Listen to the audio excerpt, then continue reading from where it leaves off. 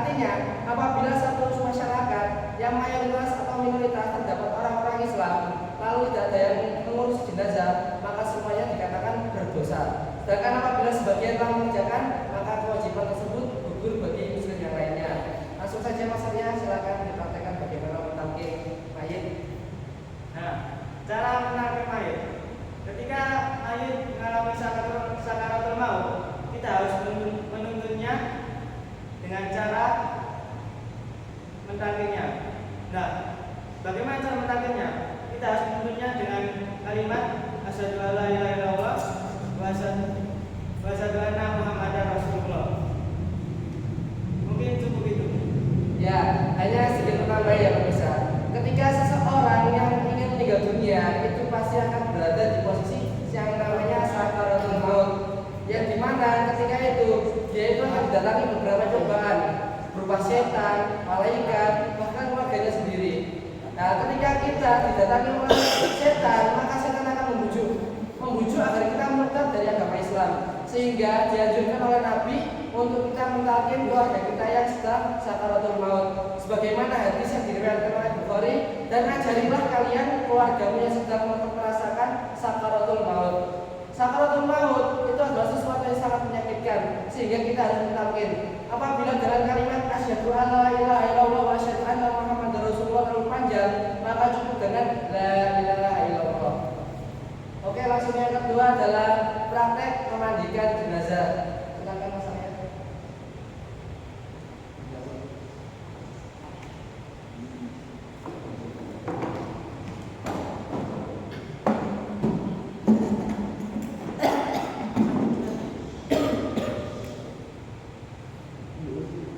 Ya, di sini saya akan langsung memandu bagaimana cara memandikan si mayit. Perlu diketahui jamaah, ketika kita hendak memandikan si mayit, kita bisa melakukan dengan dua tempat. Yang pertama, menyiapkan meja yang tinggi atau memangku dengan 3 sampai 4 orang, tergantung panjang tubuh si mayit.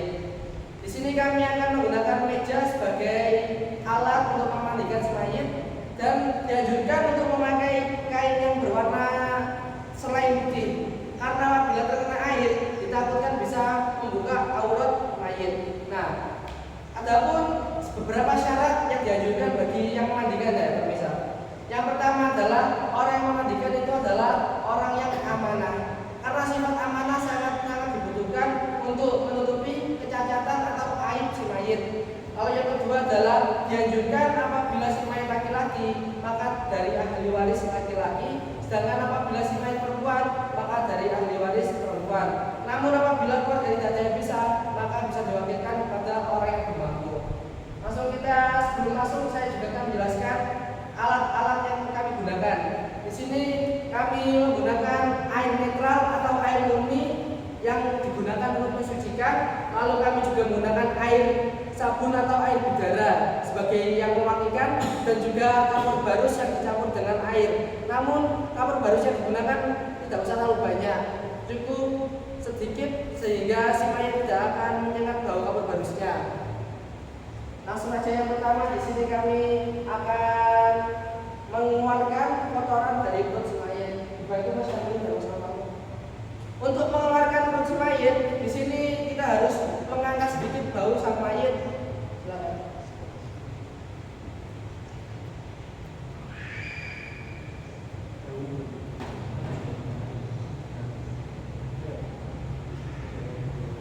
Nah, ketika sudah seperti ini, maka urut sedikit dengan tangan kiri agar kotoran yang tersisa itu bisa keluar. Perlu diperhatikan agar kita menggunakan sarung tangan.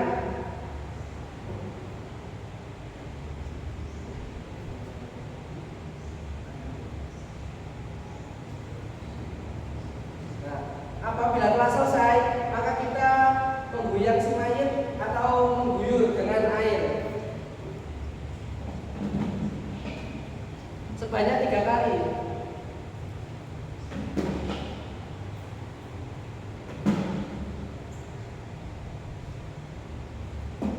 Nah, perlu diketahui jemaah bahwasanya ketika kita melakukan memandikan jenazah itu ada sedikit perbedaan.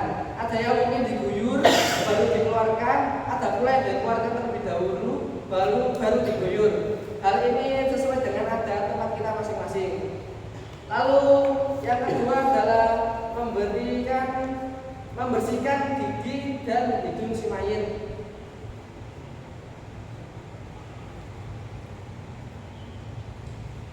Ketika membersihkan gigi, kita gunakan jari telunjuk. Dan ketika membersihkan dua lubang hidung, kita menggunakan jari kelingking ya teman.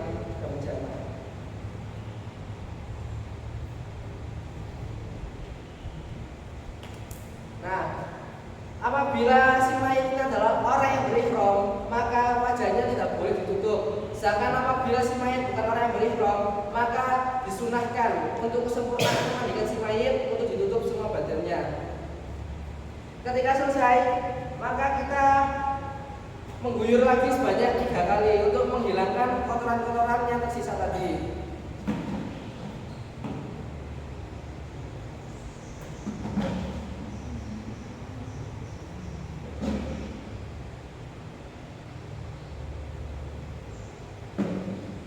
Nah, apabila selesai, maka kita mewudukan si mayit sebagaimana wudunya orang yang masih hidup. Namun kita hanya mengambil yang rukun-rukun, sehingga yang seperti kumur-kumur, menghirup air dari hidung, lalu telapak tangan tidak kita gunakan. Namun kita hanya mengambil rukun-rukun dari wudu.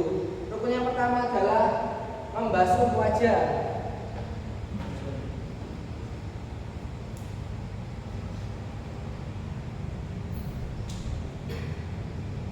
Lalu kita membersihkan tangannya sebelah kanan. Pastikan untuk tetap menutup aib atau aurat si mayit.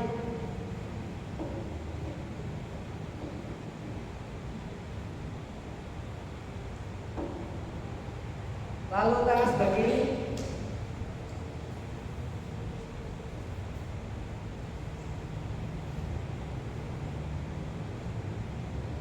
Lalu kepala si mayit atau rambut.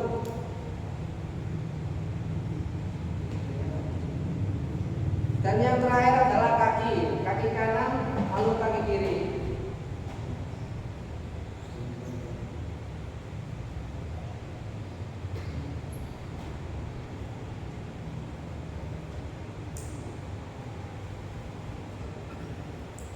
Nah, ketika selesai diwudukan, maka kita berikan air sabun terlebih dahulu ya untuk membasuh tubuh si mayit. Sebanyak 3 kali atau 5 atau 7 ganjil.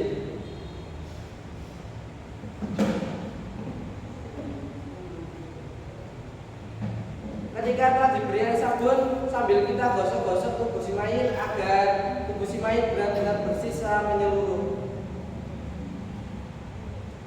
Pastikan untuk tetap tidak melihat aurat si mayit.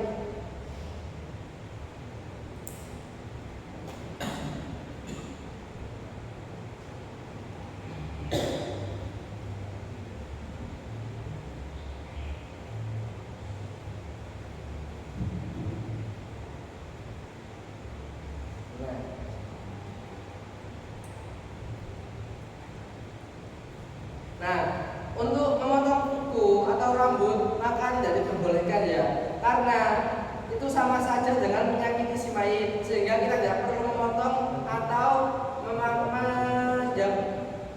memangkas rambut si mayit.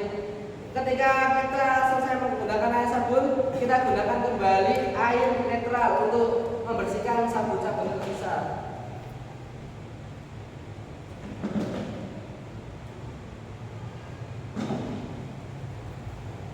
Kemudian kita gunakan air yang dicampur dengan kapur barus.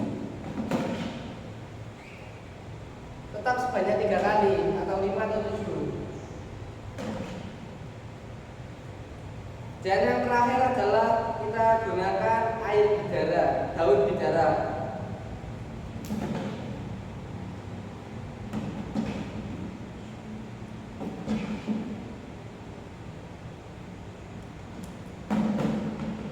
Nah, ketika semua telah kita lakukan, maka kita harus mengganti kain si mayit dengan kain yang kering agar si mayat bisa dipindahkan untuk dikafani.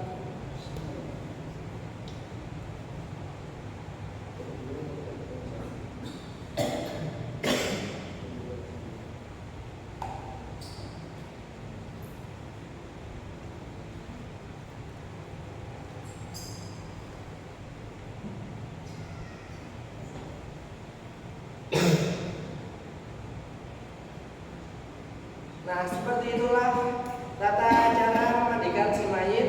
Mungkin perlu digarisbawahi, terdapat beberapa perbedaan di antara satu daerah dengan daerah yang lain.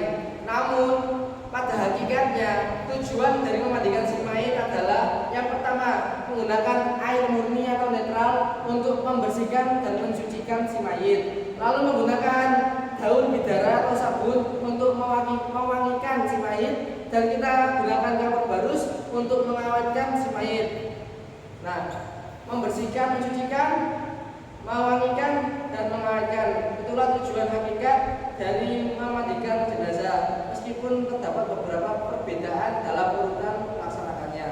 Lalu yang kedua adalah mengkafani, yang akan saya langsung berikan kepada Mas Syahrul sebagai divisi penjelasan kain kafan. Silakan Mas Syahrul. Ya, jadi setelah tadi proses pemandian jenazah dan akhirnya sudah selesai, akhirnya kita terlebih dahulu memindahkan jenazah ini.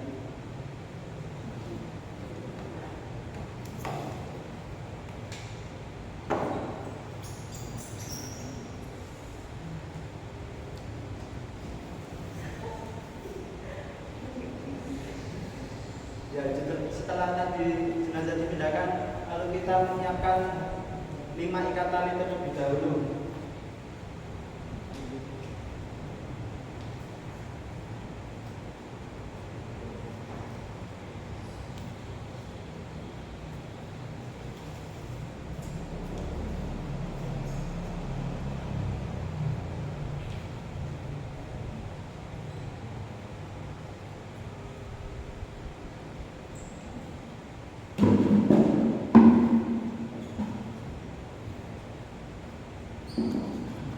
Ya, jadi setelah kita menyiapkan 5 ikat tali, lalu kita menyiapkan kain kafannya terlebih dahulu. Yang pertama yang kita letakkan adalah yang bagian tengah.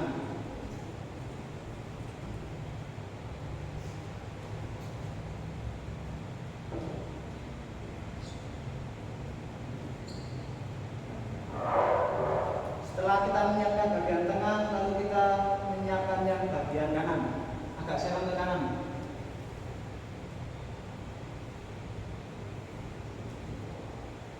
Lalu yang terakhir yakni bagian serong kiri ini menggunakan 3 kain ya, karena ini jenazah laki-laki. Apabila jenazahnya perempuan, maka yang disiapkan adalah 5 kain kafan. Lalu setelah kita siapkan, lalu kita mengangkat si jenazah tersebut ke tempat ini.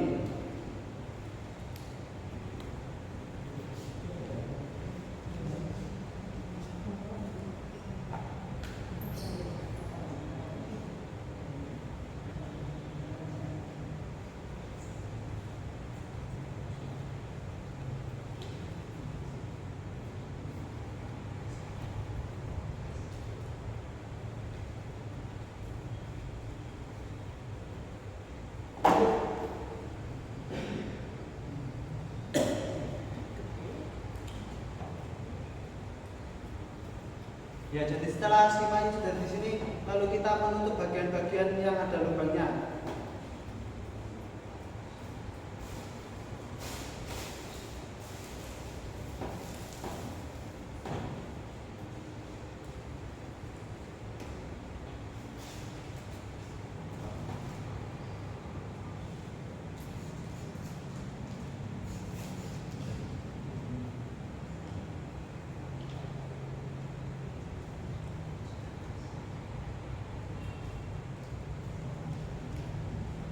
Ya, ini ada 7 lubang yang ditutup. Yang pertama mulut, hidung, mata, telinga, bubul, lalu mata.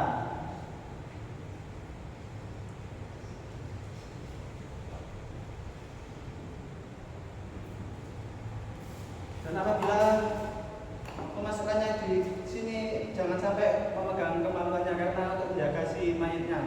Jadi kita meletakkannya harus dengan hati-hati.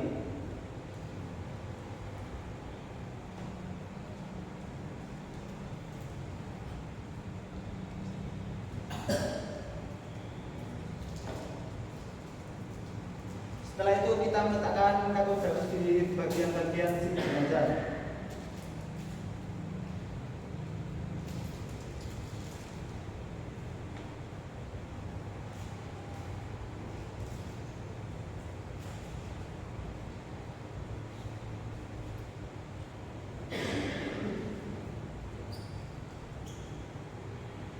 Nah, setelah sudah dibuntu oleh kapas, lalu kita sudah membelinya kakodrakus, lalu kita menutupnya mulai dari bagian kiri terlebih dahulu. Dan ini si mayit. Nah, ketika membungkus hendaklah sedikit dimasukkan.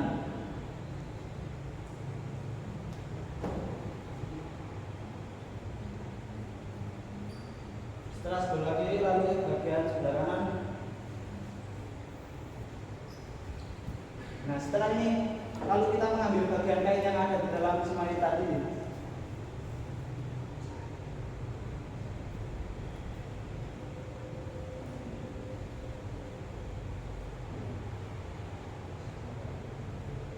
Usahakan apabila mengambilnya dengan cara yang lemah lembut agar tidak menyakiti jenazah.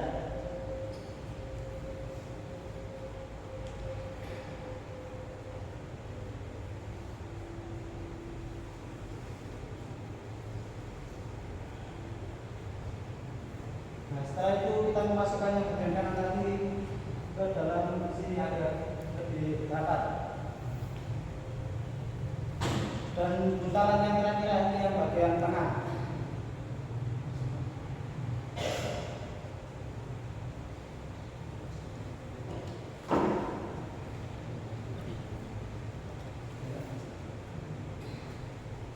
Nah, setelah sudah dibuntal rapat oleh kain kafan, lalu kita ikat dari kepala dari bagian atas terlebih dahulu.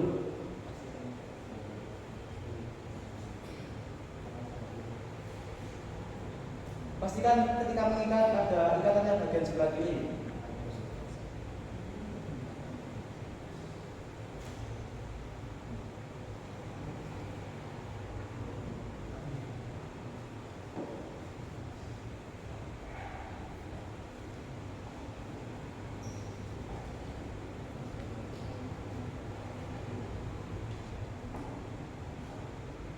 Ya, ini ketika mengikat agak ke sebelah kiri, ini agak tujuan ketika nanti masuk ke liang lahat dapat melepaskan tali kodenya dengan mudah.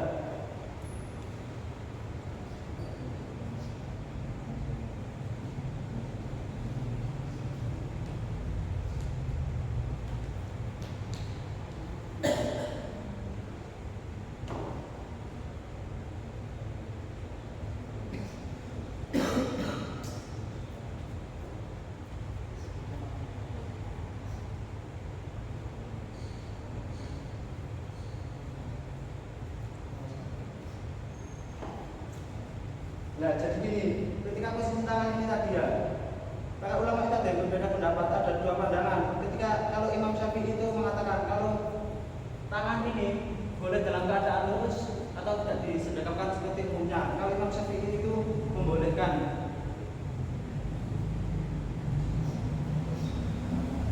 Mungkin ini sudah cukup dari proses kain kafan dan akan dilanjutkan oleh teman saya. Oke, langsung saja. Ini adalah saya bagian mensolati jenazah. Jadi begini, tata cara mensolati jenazah, rukun dan syarat sahnya sama. Syarat sah dan syarat wajib, syarat sah dan syarat wajib sama seperti sholat biasa. Kemudian rukunnya sholat jenazah itu yang pertama adalah niat. Kemudian yang kedua takbir 4 kali. Takbir yang pertama itu membaca Fatihah. Nah, perlu kita perhatikan kalau jenazahnya laki-laki maka yang imam itu lurus dengan kepalanya. Namun kalau jenazahnya perempuan itu imamnya lurus dengan bagian perut. Ya. Berhubung ini laki-laki, maka yang imam langsung meluruskan dengan kepalanya. Takbir pertama, ingat terlebih dahulu takbir pertama. Allahu Akbar. Alhamdulillahi Rabbil Alamin Ar-Rahmanir Rahim Maliki Yaumiddin Iyyaka na'budu wa iyyaka nasta'in Ihdinas siratal mustaqim Siratal ladzina an'amta 'alaihim ghairil maghdubi 'alaihim waladdallin.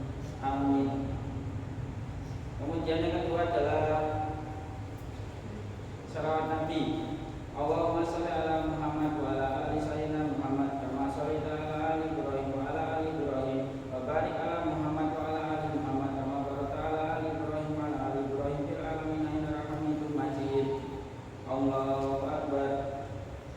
Allahumma ighfir lahu warhamhu wa'afihi wa'fu anhu wa akrim nuzulahu. Allahu Akbar. Allahumma la tahrimna ajrahu wa la taftina ba'dahu waghfir lana wa lahu. Assalamualaikum warahmatullahi. Assalamualaikum warahmatullahi. Jadi itu tadi ya, Bro. Jadi itu tadi 4 kali takbir. Yang pertama niat, yang pertama baca Al-Fatihah, kemudian yang kedua baca shalawat Nabi, yang ketiga mendoakan sang mayit, kemudian yang keempat doa Allahumma la tahrimna ajrahu wa la taftina ba'dahu waghfir lana wa lahu. Ya, kemudian di sini kalau kita ketahui jikalau sang mayit itu laki-laki maka domirnya adalah bu, kemudian jikalau sang jenazah ini perempuan maka domirnya ha. Ya, begitu. Mungkin itu dari saya bagian sholati. Kemudian yang selanjutnya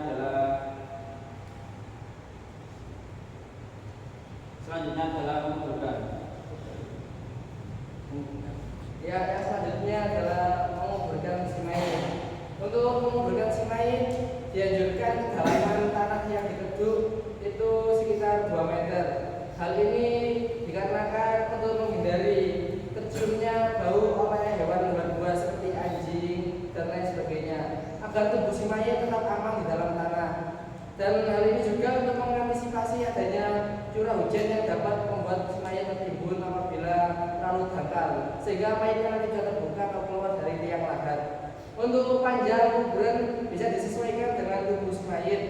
Apabila si mayit masih seorang bayi, maka antara setengah meter atau kurang. Apabila si mayit orang dewasa, sama dengan kedalaman sekitar 2 meter.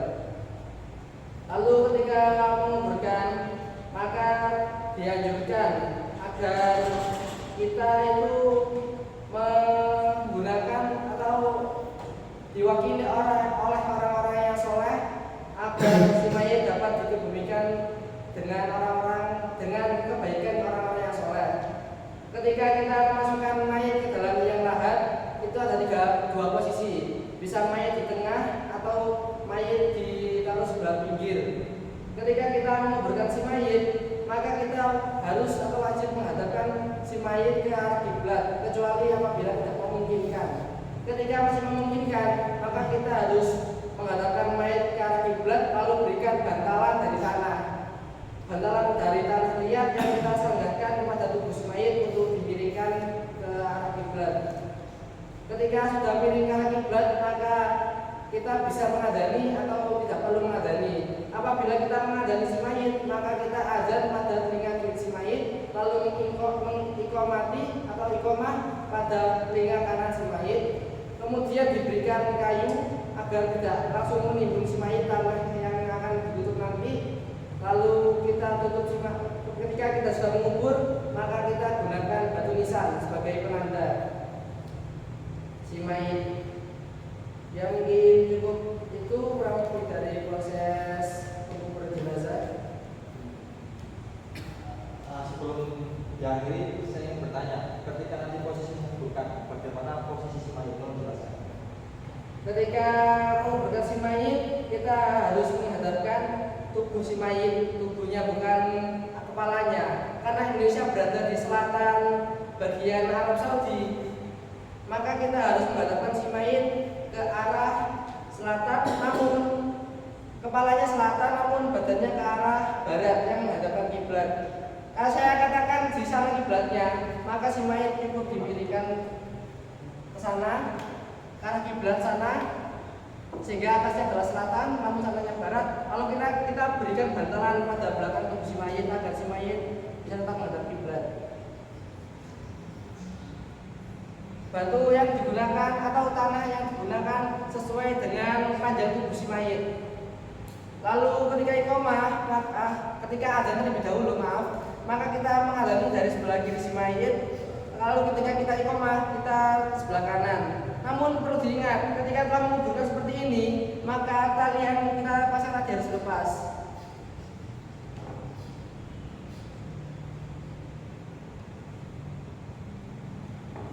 Lalu wajah si mayit pastikan pipinya menempel pada tanah.